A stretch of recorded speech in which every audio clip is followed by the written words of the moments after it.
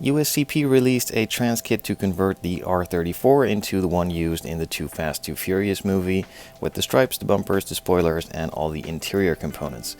Now I'm of course going to start off with the base kit from Tamiya, going to unbox it, show you what's inside, and in a separate video I will do the trans kit to show you what is all included in that and what needs to be done to transform it into the movie car.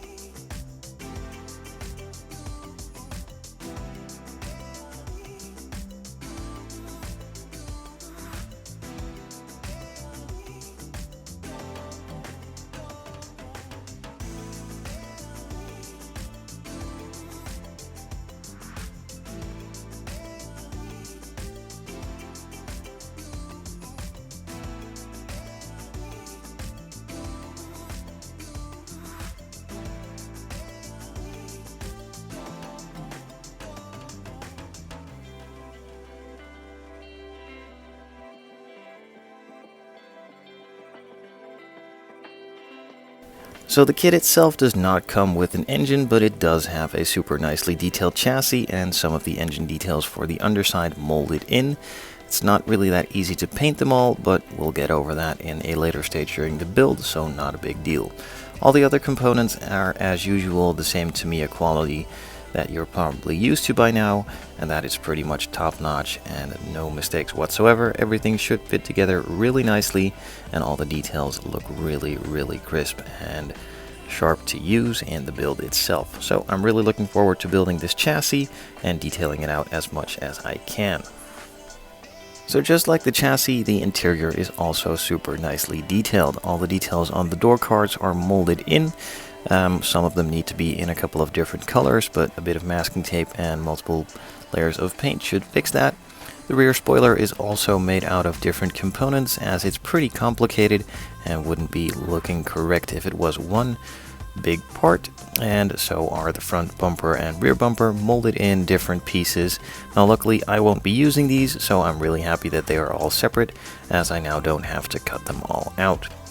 The seats are the cool ones, as you see in the R34 all of the time, but again, I'm only going to use one of these and maybe even change it out, as these are not the real ones used in the movie, but I'm not sure if I can find a correct one.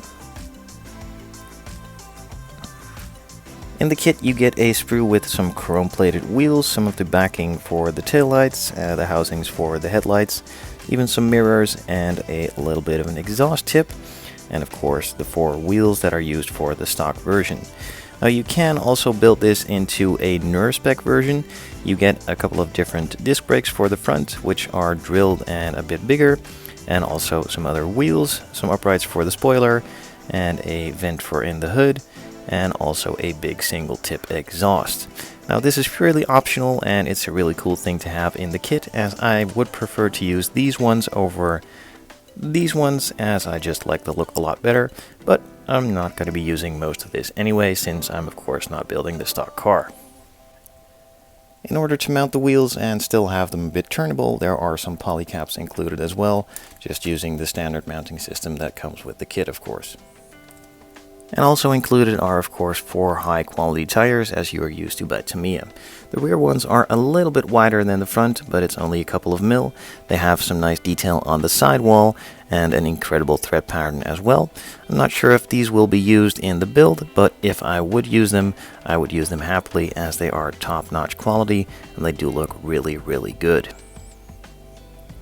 And the final sprue is the one for the clear parts. Now, as you can see, the main clear part is molded in one piece, which makes it a lot easier to slide it in.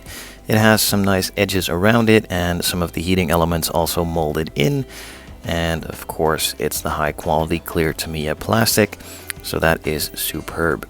The same goes for the taillights and the headlight lenses, some for the indicators and other lenses all around.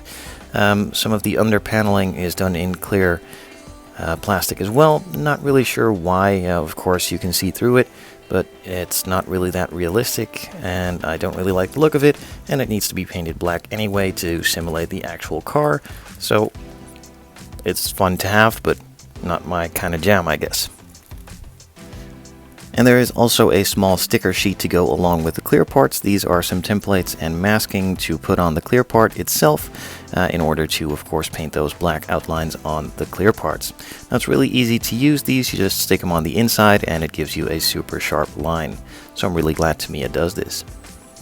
So in the front bumper you also have a lot of big holes, and those need to be covered up on the inside with a bit of mesh. So it comes with a really flexible sheet of mesh, and in the instructions I'm pretty sure there are a couple of templates you can use to cut these to size and then just glue them on the inside of the bumper. The final big piece of plastic in the box is, of course, the body. It's molded in white and is looking really sharp. Now, if you would want to go straight out of the box and not even paint it and just have it in a white finish, in this case you could, and that's really rare with model kits. Now, there are a couple of mold lines all around. They are not too bad, and in the usual Tamiya fashion, they are easily removed. All of the panel lines are really nice, sharp, and deep, so don't really need that much attention, but I'll probably go over them anyway. And of course, you need to glue all of the bumpers and side skirts on before painting, and that is pretty much all you need to do to this. The final thing in the box is a little sheet of decals. You get a couple of gauges, some GTR license plates, and even some of the v-spec logos. Now, this one on the box is a normal v-spec, but as I said, you can build it into a Nur v-spec as well, with the other wheels, brakes, and some of the other components. It has some decals for on those bigger calipers, some for the inside on the steering wheel, and just some general details for all round.